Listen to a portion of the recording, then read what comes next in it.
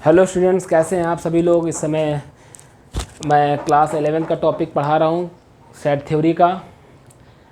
और मुझे ऐसा लग भी रहा है कि आप सभी लोगों को समझ में भी आ रहा होगा, किसी प्रकार की कोई दिक्कत नहीं हो रही होगी। और अगर कोई दिक्कत हो रही तो प्लीज़ कमेंट बॉक्स में लिखने का प्रयास करें। आपका सजेशन अगले वीडियो में हमारा इम्प्रूवमेंट। अब आइए कुछ चर्चा करते हैं, वही 5 से 6 क्वेश्चंस जो मैं आपसे कह रहा था। और पार्ट 11 और पार्ट 12 दो वीडियो आपने देख लिया, लेकिन वो एक रह जाता है, हर बार वीडियो लॉन्ग हो जाते हैं इस वजह से। आइए, मेरे सामने कुछ क्वेश्चंस लिखे हुए हैं। जैसे मेरे पास पहला क्वेश्चन लिखा हुआ है A minus B union A intersection B is equal to A. ये क्वेश्चन है मेरे पास ट्रू फॉल्स। ये 1 मार्क का क्वेश्चन है। ये ट्रू है कि फॉल्स है। तो देखिए दोस्त, अगर हम इसको वेन डायग्राम से समझने का प्रयास करें तो अब बहुत जल्दी समझ में आएगा। देखिए कैसे। आप सबसे पहले ये यूनियन है, यूनिवर्सल सेट है, ये हमारा सेट ए है, ये सेट हमारा बी है। ज़रा समझते हैं, जब आपको समझ में आ जाएगा तो तुरंत आ जाएगा। अभी हम समझा रहे हैं इसलिए 1-2 मिनट लगेंगे। अब आपको ए माइनस बी और ए इंटरसेक्शन बी का यूनियन चाहिए, यानी ए माइनस बी का जहाँ एरिया दिख जाए और जहाँ ए इंटरसेक्शन बी का एरिया जाए, वो सब एरिया मिला जुला के जो भी आंसर होगा वो आपका रिजल्ट होगा। ठीक है ना। अब ए माइनस बी का एरिया कौन सा है तो आपको बता दें, ए माइनस बी का ये एरिया है। अभी हम आपको समझा चुके हैं पार्ट 12 में। ये मेरा ए माइनस बी का एरिया है। आप ज़रा ए माइनस बी को एरिया को कलर कर दीजिए। ये एरिया ए माइनस बी दिख रहा है आप सबको। उसके बाद ए इंटरसेक्शन बी, यानी ए और बी का इंटरसेक्शन ये है। आप ए इंटरसेक्शन बी के एरिया को कवर करिए। ये फिर यूनियन है दोनों के बीच में, यानी सबको इकट्ठा कर लीजिए। जब सबको इकट्ठा करेंगे तो अरे ये क्या मिल गया, पूरा एक सेट ए मिल गया यहाँ पर। इसका मतलब इसका जो रिजल्ट है वो क्या है, ए। तो इसका ये रिजल्ट ट्रू है। तो इस बात को देखा आप लोगों ने, बहुत ज़्यादा आपको टाइम नहीं लगा प्रूफ करने में। यहाँ पर वेन डायग्राम से आप बहुत आसानी से चीज़ों को समझ रहे हैं और मुझे लगता नहीं कि आपको किसी प्रकार की कोई दिक्कत हो रही है। अब आइए, नेक्स्ट क्वेश्चन मेरे सामने स्क्रीन पर लिखा हुआ है, स्क्रीन पर सॉरी, ये स्क्रीन मेरे सामने है। एक क्वेश्चन नंबर 2 इम्पॉर्टेंट क्वेश्चन है। बी डैश, हालांकि बोर्ड में सेट थ्योरी नहीं आती है, इसलिए आपको बताएं बोर्ड में ना आने की वजह से ही, शो दैट, मैं लिख दूँ पहले question, show that A is a subset of B. ये एनसीईआरटी का क्वेश्चन है। हम आपको ये कह रहे थे कि बोर्ड में ये चैप्टर ना पूछा जाए, मतलब पूछा ना नहीं पूछा जा रहा है, इस वजह से क्या हो रहा है, इस टाइप के क्वेश्चन को इग्नोर किया जा रहा है। और यहाँ से आपका कहीं ना कहीं थ्योरेटिकल अप्रोच गुम हो जाता है, ख़त्म हो जाता है। तो थ्योरेटिकल अप्रोच मत ख़त्म करिए। आइए समझते हैं। यहाँ पर हमें प्रूफ करना है कि A is a subset of B. ये एनसीईआरटी में, इसलिए आपको बता दें, आपको पूरा अच्छी तरीके से मैंने सबसेट वाले वीडियो में समझाया भी है कि एनसीईआरटी में इसका मतलब होता है सबसेट। आपको यहाँ पर प्रूफ करना है कि ए के सारे एलिमेंट बी में, बस इतना प्रूफ करना है। जो एलिमेंट सेट ए में है वही एलिमेंट सेट बी में है। तो आप यहाँ से लेके चलते हैं प्रूफ। आप कहेंगे सबसे पहले एक आर्बिटरी एलिमेंट एक्स लेते हैं जो कह देंगे ए में है। आप कोई भी एक आर्बिटरी एलिमेंट एक्स ले लीजिए। आर्बिटरी का मतलब होता है, फिर सबकी चर्चा हो रही है सेट ए के हर एक एलिमेंट की। तो आपने एक रेंडमली एक एलिमेंट एक्स ले लिया, कह दिया वो बिलोंग कर रहा है सेट ए को। और आपको ये प्रूफ करना है कि ए बी का सबसेट है। तो ए बी का सबसेट है, इसका मतलब ये होता है कि ए के सारे एलिमेंट आपको बी में प्रूफ, मतलब ए के सारे एलिमेंट आपको बी में दिखाने हैं। चलिए, अब यहाँ पर आपको काम आएगा पार्ट 10 जो हमने वीडियो बनाया था सेट थ्योरी का, उसमें मैंने कुछ कमेंट्स लिखवाए थे। डिमॉर्गन्स लॉ का प्रूविंग कराया था। तो डिमॉर्गन्स लॉ का पहले मैंने वेरिफिकेशन कराया था, फिर वेन डायग्राम से प्रूव कराया था। उसके बाद मैंने कुछ कमेंट्स लिखवाए थे। उसके बाद मैंने थ्योरेटिकल अप्रोच से वेन डायग्राम प्रूफ किया था, सॉरी डिमॉर्गन्स लॉ। उस वीडियो में जाके वो कमेंट नोट कर लें अगर आप मेरा वीडियो ये पहली बार देख रहे हैं तो। अगर कोई एलिमेंट एक्स ए के अंदर है तो आप डंके की चोट पे कह सकते हैं कि वो एलिमेंट ए डैश में नहीं होगा। करेक्ट है। अब यहाँ पर एक इम्पॉर्टेंट बात है, आपको गिवन क्या है। आपको यहाँ पर गिवन है, सुनिएगा, यहाँ पर आपको गिवन है कि बी डैश ए डैश का सबसेट है। इसका मतलब यहाँ पर आप ये कह रहे हैं कि बी डैश के सारे एलिमेंट ए डैश में हैं, करेक्ट है। बी डैश का सारा एलिमेंट ए डैश के अंदर है, सारा का सारा एलिमेंट बी डैश का सारा एलिमेंट ए डैश के अंदर है। अब आप बताइए कि जो आदमी ए डैश के अंदर नहीं होगा, जो आदमी ए डैश के अंदर नहीं है, क्या वो बी डैश के अंदर हो सकता है? एक सोचने वाली बात है कि आप कह रहे हैं कि बी डैश और एक ए डैश है। आपने कहा बी डैश के सारे लोग ए डैश के अंदर हैं, करेक्ट है। बी डैश के सारे लोग ए डैश के अंदर हैं, करेक्ट। इसका मतलब ये हुआ कि जो ए डैश का आदमी होगा वो या तो केवल ए डैश का होगा या तो बी डैश का भी हो सकता है। केवल आपने कहा ना बी डैश के सारे आदमी ए डैश के अंदर हैं, बी डैश के सारे आदमी ए डैश के अंदर हैं। और आपने ए डैश का किसी भी एलिमेंट को कहा या कोई भी आदमी, आप आदमी समझ लीजिए कि बी डैश के अंदर कुछ आदमी है, ए डैश के अंदर कुछ आदमी है। आपने कहा कि बी डैश के सारे आदमी ए डैश के अंदर है, बी डैश के सारे आदमी ए डैश के अंदर है। आपने कहा बी डैश के सारे आदमी ए डैश के अंदर है। तो अब आप कहेंगे कि एक आदमी आपने ए डैश से सिलेक्ट किया, तो आप क्या कहेंगे? वो आदमी यार हो सकता हो कि बी डैश का भी हो जाए या केवल ए डैश का हो।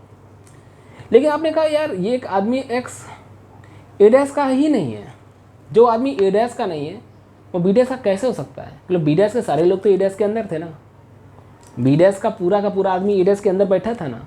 और आपने कहा एक आदमी एक्स ए डैश का नहीं है, तो बी डैश का कैसे हुआ? इसका मतलब आदमी जो एक्स ए डैश के अंदर नहीं है वो एक्स बी डैश में भी नहीं होगा। ये आपने सिद्ध किया यहाँ से, ये आपको गिवन था। इस वजह से इस लाइन के बाद ये जो लाइन लिखी वो यहाँ से आई। इसीलिए ऐसे क्वेश्चन से बच्चे भागते हैं। आप देख रहे हैं कितना दिमाग लगता है समझाने में और समझने में। अब जो आदमी बी डैश के अंदर है वो बी में तो कभी नहीं हो सकता, क्योंकि जो आदमी बी के बाहर है, कॉम्प्लीमेंट ऑफ बी, जो आदमी बी के बाहर है, घर के बाहर है, वो आदमी घर में कैसे हो सकता है? और इस तरीके से तुरंत रिजल्ट भी प्रूव हो गया यार कि जो आदमी एक्स ए के अंदर है वही सारे एलिमेंट एक्स, मतलब आर्बिट्रेरी एलिमेंट, एक सिंगल एलिमेंट जो एक्स है वो बी के अंदर हो गया। तो आर्बिट्रेरी है तो सबकी चर्चा हो गई। इसका आपने यहाँ प्रूव कर दिया कि एक्स एलिमेंट ए के अंदर है, वही एलिमेंट्स एक्स बी के अंदर भी हो गए। तो इसका मतलब आपने यहाँ पर प्रूफ कर दिया कि A is the subset of B. इस तरीके से ये दूसरा क्वेश्चन मैंने आपको प्रूफ कराया। लिखने के लिए देखा जाए यहाँ पर 4 से 5 लाइनें हैं, लेकिन 4 से 5 लाइनें ही काफ़ी हैं आपके सेट थ्योरी की नॉलेज को चेक करने के लिए। इसके बाद मेरे पास एक थर्ड क्वेश्चन है, एनसीईआरटी का ही है और अच्छा क्वेश्चन है, इम्पॉर्टेंट है। मेरे पास एक छोटा सा क्वेश्चन है, A minus A intersection B equal to A intersection B dash. आपको इसे फॉर ऑल सेट्स लिखा है, ये भी लिखा है for all sets, for all sets A minus A intersection B is equal to A intersection B dash. Actual में यार इस क्वेश्चन को हम प्रूफ करना अगर चाहें तो वेन डायग्राम से भी प्रूफ कर सकते हैं। तो आपको बता दें कि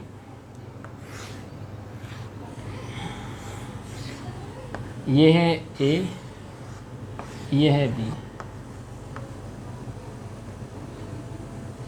अब आपसे कह रहे हैं ये LHS है, ए माइनस।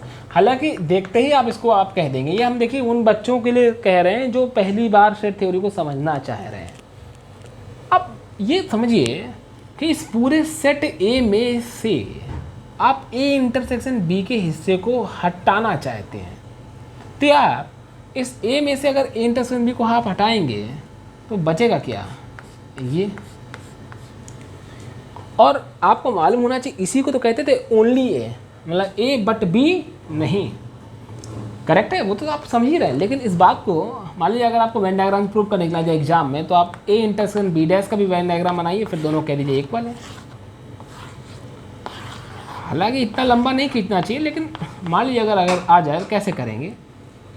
तो यहाँ पर ए और बी डैश का इंटरसेक्शन जैसा कि हम पार्ट 11 में भी इसको समझा चुके हैं इस चीज़ को। ए को हम हॉरिजॉन्टल लाइन से रिप्रेजेंट कर दें और बी डैश को वर्टिकल लाइन से, और जहाँ पर इन दोनों का इंटरसेक्शन हो, इंटरसेक्शन मतलब जहाँ दोनों लाइनें इकट्ठा हों, वो हमारा आंसर होगा। तो ए को अगर हम देखें हॉरिजॉन्टल लाइन से तो ये हमारा ए है और बी डैश का मतलब वर्टिकल लाइन है, तो बी डैश का मतलब बी को छोड़कर, तो बी को छोड़कर ये देखिए ये हो गया हमारा बी को छोड़कर।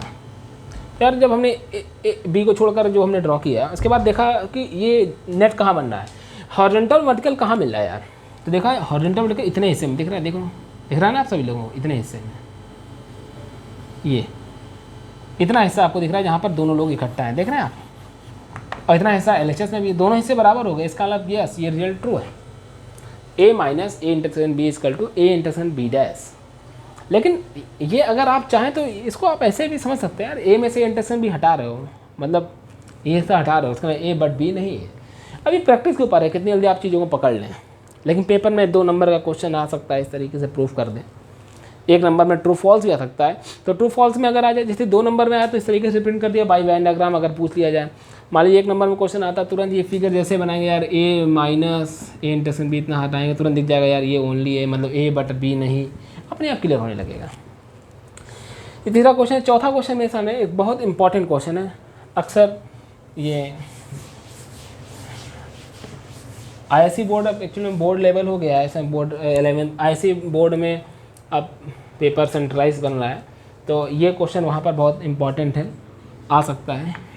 A एंड B 2 सेट हैं, एनी सेट कोई भी हो सकते हैं, उसमें कंडीशन दी हुई है इफ़ A इंटरसेक्शन X, ये NCERT का है आपकी, A intersection X is equal to B intersection X is equal to 5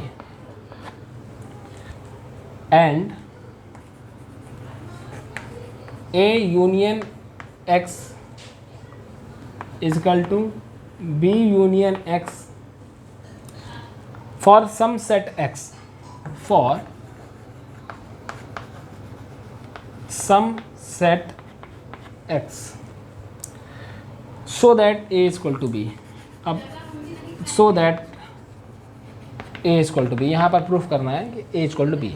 तो देखिए क्वेश्चन कैसा है, इसमें आपको A और B 2 सेट दिए हुए हैं और कह रहा है कि A intersection X is equal to B intersection X is equal to 5 and A union X is equal to B union X for some set X so that A is equal to B।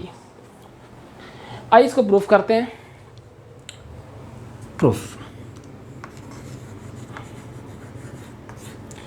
इसमें हम ये कह सकते हैं आपसे कि अच्छा ये बताइए, हम A को लिख सकते हैं, देखिए इन दोनों रिजल्ट का यूज भी करना है, ये समझ के करिए। अगर हम कहें कि A का फाई के साथ आप यूनियन करें तो क्या मिलेगा, तो दोस्त A ही मिलेगा।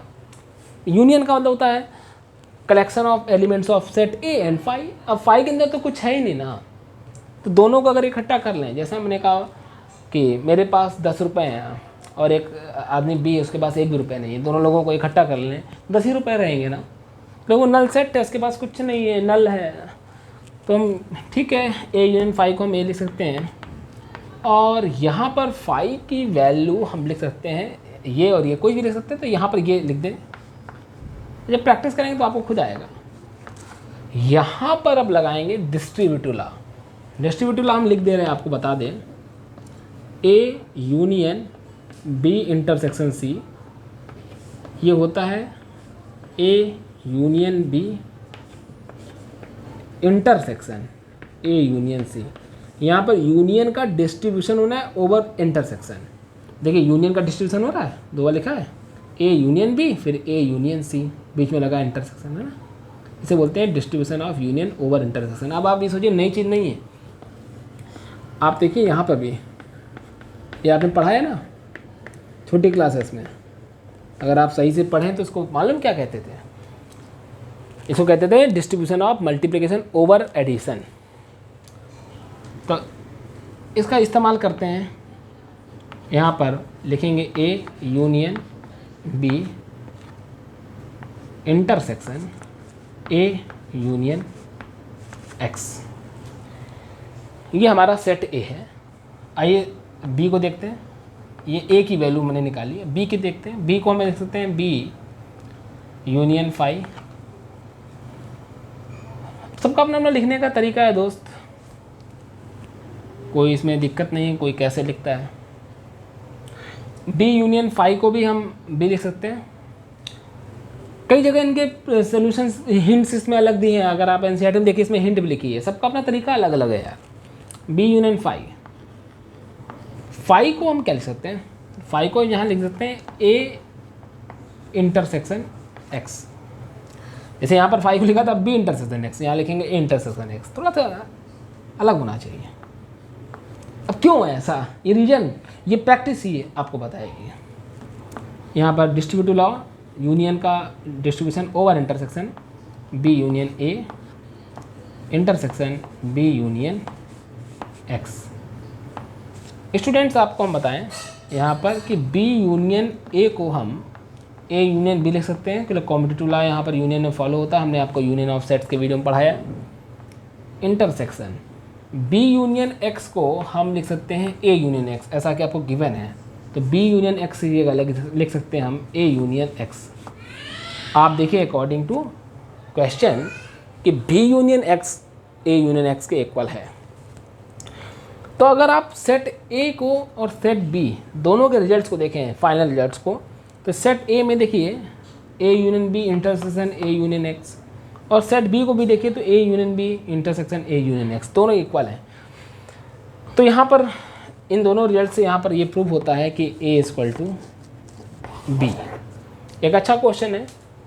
अगर ये सेट थ्योरी अगर बोर्ड लेवल में आ रही होती तो मैं आपको बता रहा हूँ ये क्वेश्चन 100% आ सकता था।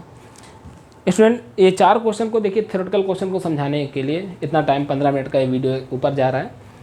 आपको बताएं कि आप बिल्कुल भी परेशान मत होइए, वेरिफिकेशन वाले क्वेश्चन आप सेल्फ लगा लेंगे।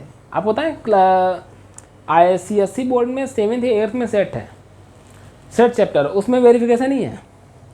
ये फिर 11th में क्या है सेट थ्योरी, 9th में यूपी बोर्ड में सेट थ्योरी रहा करते थे, अब है कि नहीं मुझे नहीं मालूम, उसमें वेरिफिकेशन होता था। बच्चे कहते हैं सेट थ्योरी बहुत आसान है, बिल्कुल आसान है, लेकिन थोड़ा सा इस तरीके से पढ़िए आप। अब यूनियन, जैसे यूनियन ऑफ सेट है, इसका क्या एप्लीकेशन हो सकता है। अब यूनियन ऑफ सेट्स का लॉजिक गेट में भी इस्तेमाल है, फिजिक्स में यूनियन ऑफ सेट्स के सीरीज और पैरेलल कॉम्बिनेशन अभी हम आपको बताएंगे, मेरे पास और समय मिलेगा तो और वीडियोस में। अब आपके ऊपर निर्भर करता है कि हम कितना बता दें, आप कितनी अच्छे तरीके से मेरे वीडियो को वॉच करते हैं। आपका रिप्लाई आना चाहिए कमेंट में। आप वीडियो को पूरा वॉच क्या करें, पूरी फेयर कॉपी बनाइए। समझ लीजिए आपका एक यूट्यूब के प्लेटफॉर्म में तरुण सर के द्वारा एक पूरा रेगुलर वे में आपको पूरा सिलेबस मिलेगा, जहाँ तक मेरा प्रयास होगा। बिल्कुल आप निश्चिंत रहिए। ये बात बिल्कुल सही है कि यूट्यूब पे सब कुछ नहीं हो सकता, लेकिन ये भी है कि बहुत कुछ हो भी सकता है। हमारे माध्यम से आपको लगातार चैनल के थ्रू नॉलेज मिलता रहेगा। आप बढ़िया से मन लगा के पढ़िए दोस्त। आप अपने कमेंट ज़रूर लिखा करें, आपका कमेंट मेरे नेक्स्ट वीडियो का इम्प्रूवमेंट होगा। Thank you.